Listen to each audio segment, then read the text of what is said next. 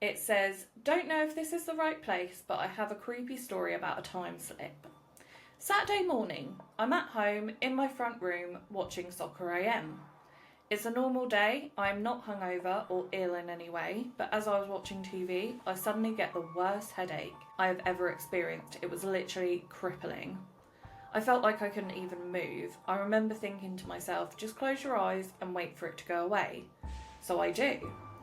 Next thing I know, I wake up in bed. I remember it clear as day. I was not dreaming, I was now wide awake. Still a little headachy, but feeling much better. I assume that I must have gone upstairs, probably with my parents' help, and slept it off. But that's when things started to get strange.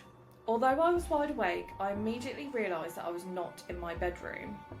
In fact, I didn't even recognise the house. Now again, I would like to stress that I was not dreaming, this was absolutely real. At least it felt real. And I had no memory of how I ended up in this room. So there I am, collecting my thoughts, and I realise that I can hear noise coming from downstairs. In fact, it sounds quite lively. I can hear music and laughter and talking. But I'm really worried because I don't recognise the room that I'm in, and in any case, I decided that staying in the room would do me no good, so I ventured out.